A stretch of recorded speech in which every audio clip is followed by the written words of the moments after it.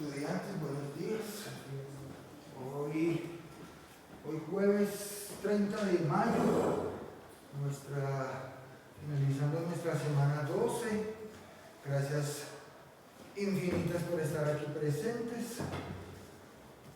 Hoy vamos a leer, el primer texto que voy a leer no es específicamente un poema, podríamos decir más bien es filosofía, fenomenología, como para que vayamos adquiriendo algunos conceptos, podemos decir académicos, pero que nos van a servir de alguna manera también para mejorar nuestro ejercicio de ese interpretar, de ese hacer hermenéutica, como buscar un sentido, un significado, un algo que en cierta medida nos pueda decir que aquí estamos por algo, para algo, por nosotros, para nosotros. Y voy a leer unos poemas míos del blog de Quinche Poesías, como para que también lo puedan revisar. De pronto algún día se meten a Quinche Poesías y revisan los poemas que yo he escrito. Voy a iniciar entonces por el de Van Max Mannen, Fenomenología de la Práctica, porque tiene un apartado muy bonito que se llama Lenguaje Poético, cuando la palabra se vuelve imagen. Y podríamos hasta volverlo en pregunta: ¿cuándo la palabra se vuelve imagen? ¿Cómo la palabra se vuelve imagen? ¿Por qué la palabra se vuelve imagen? ¿Qué significa eso que la palabra se convierta en imagen? Porque la palabra y la imagen como que se necesitan, en este caso del lenguaje poético, ¿correcto?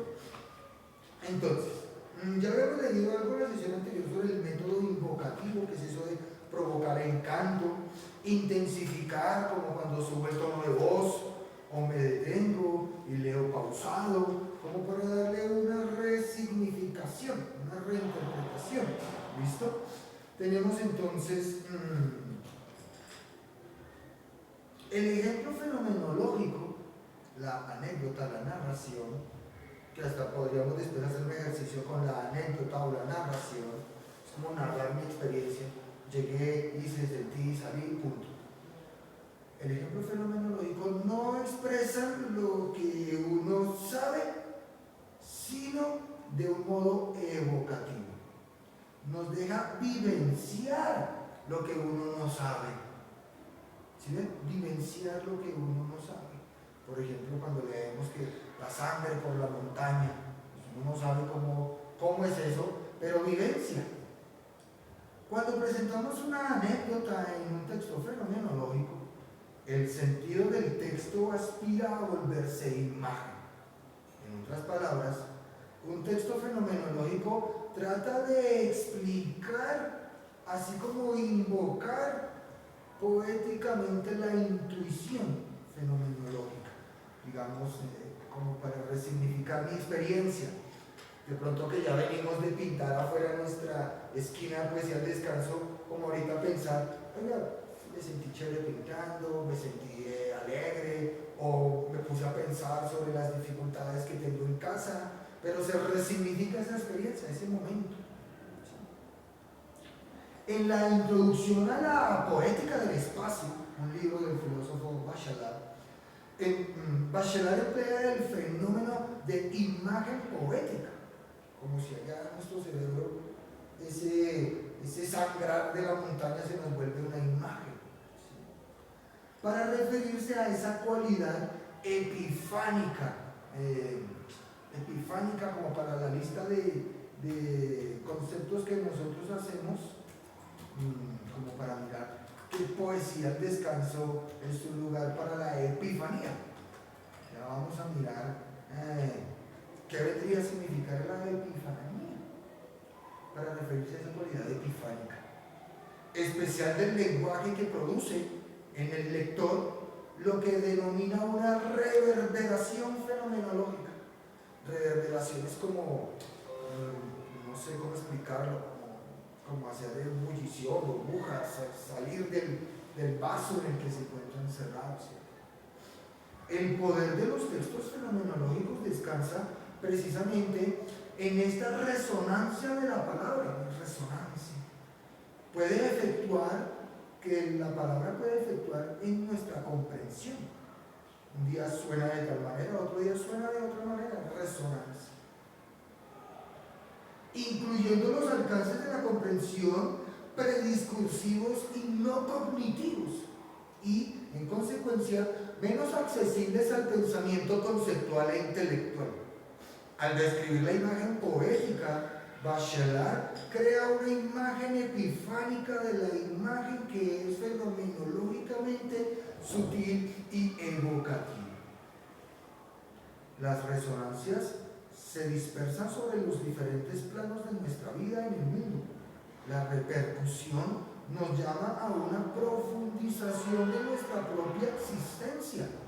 En la resonancia oímos el poema, en la repercusión lo hablamos, es nuestro. La repercusión opera un cambio de ser. El poema nos capta enteros. Esta captación del ser por la poesía tiene un signo fenomenológico que no engaña. Recordemos a Deserto cuando decía funcionar en otro registro. Aquí nos dice Bachelard, la repercusión opera un cambio de ser, como si aquí pues el descanso operáramos como en otro ser de otra manera. Después de la repercusión podremos experimentar ecos, resonancias sentimentales, recuerdos de nuestro pasado. Pero la imagen ha tocado las profundidades antes de conmover las superficies. Y esto es verdad en una simple experiencia del lector. Esta imagen que la lectura del poema nos ofrece se hace verdaderamente nuestra, como si ya ese poema tuviera significados para cada uno. Echa raíces en nosotros mismos. Lo hemos recibido, pero tenemos la impresión de que hubiéramos podido crearla, que hubiéramos debido crearla. Y aquí me quedo como cuando uno lee poemas tan bonitos y dice, ay, ojalá lo hubiera escrito yo, porque siento eso que dice el poeta o la poeta. O como con canciones, a veces cuando me escuchan, ay, yo siento lo mismo, ¿por qué no lo creé yo? La descripción hecha por Bachelard del poder vocativo de la imagen poética habla de la necesidad de la escritura fenomenológica. Al componer los textos, el posicionar contingente creativo de las palabras puede dar origen a imágenes invocadas que nos conmueven. La sangre en la montaña, producida por ¿qué? Niños, guerra, casas, animales.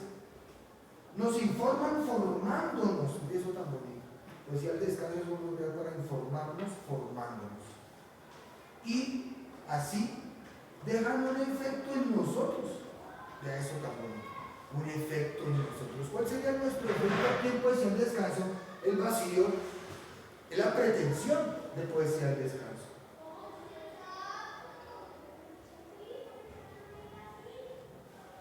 O, como lo señala Bachelard, las repercusiones producen un cambio de ser en nuestra personalidad. Y recuerden que ese cambio de ser no se ve aquí en poesía del descanso, sino allá en la clase de matemáticas prestando más atención, porque sé que la matemática va a ser elemental para mi proyecto de vida. Yo que quiero ser ingeniero, por ejemplo. En este mundo de invocación, recuerden, invocación es provocar encanto.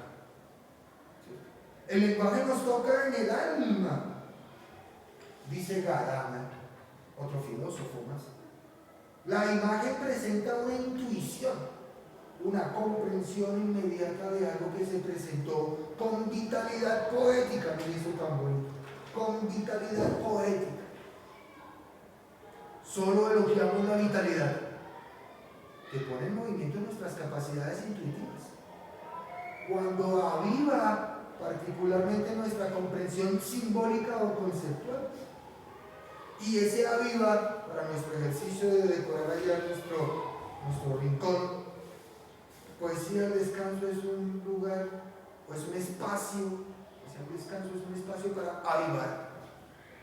Avivar, ¿qué dice yo? Los sueños, las ganas de leer, las ganas de aprender matemáticas, historia, ética, religión, a aprender a pintar, a componer música.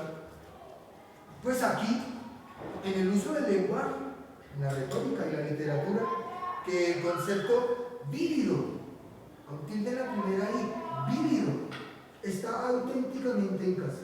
Esto es, como una cualidad especial de la descripción y la narración, tal que vemos delante de nosotros, por hablar de algún modo, no lo que se ha visto, sino lo que se ha dicho. Entonces, a veces los poemas no son para ver,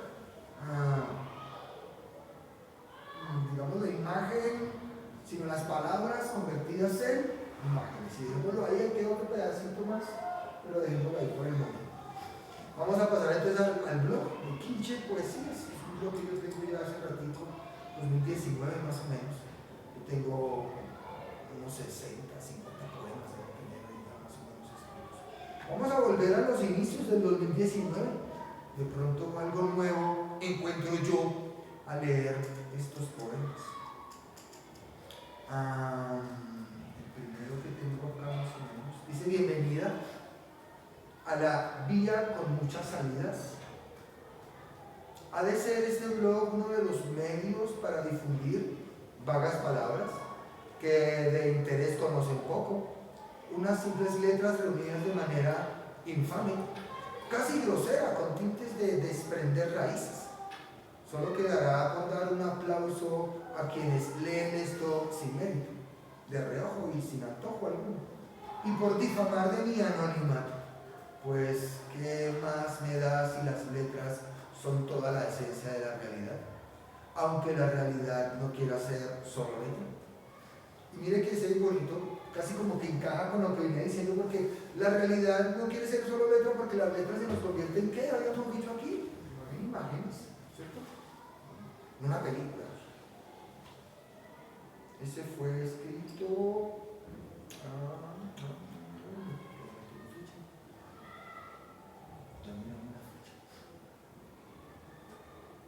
Bueno, ya sabemos que es 2019, pero quería ver el mes. Y algunos empecé a tener la particularidad que escribía hasta la hora. Empezando el ocaso. Genial, ¿no? ¿Cómo iniciar un blog de poesía al descanso? Un blog de poesía. Empezando el ocaso. ¿Y el ocaso qué es? Pues se cayó. Y tampoco. Entonces es como paradójico, ¿no? Empezar y finalizar. Como si dijera yo, empezando el final. ¿Cierto? Vi venir aquella derrota. Parecía que era casi de día. Una mañana casi tarde, muy oscura. Aparecen las letras del ocaso. Sin reparo ni lamento, solo filo. Una ilusión radiante. Aún un sueño presente. ¿Qué más me da si de las letras nada puede quedar? Solo quemar en el suplicio del sumiso vivir. Un delirante, fugaz y rapaz pensamiento. Todo me lleva ineludiblemente a escribir. Nada más que escribir, como un respirar, pues a veces es casi que inconsciente remedio de mi enferma alma. Puntos suspensivos. Está curioso. Aquí el filo dice: sin reparo ni lamento, solo filo. Filosofía se divide en dos: filo y sofía. Y filo significa amor. Entonces por eso hay sin reparo ni lamento, solo amor.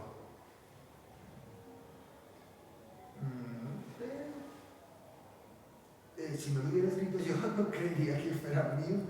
De tantos años después de haberlo escrito, bueno, 5 años, no lo recordará tan claro. Y toma un nuevo significado porque de pronto en ese momento era como yo triste, chao, la vida, sumiso, pero hoy me genera ese poema más alegría, ¿sí?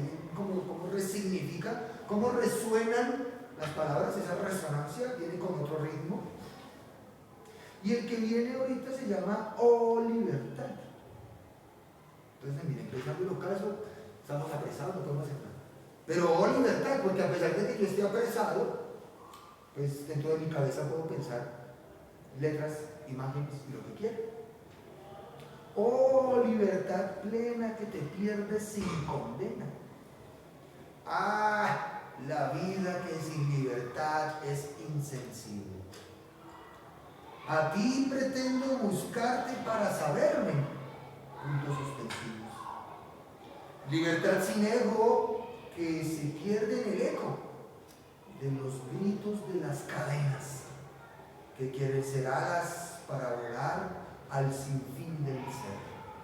Puntos suspensivos.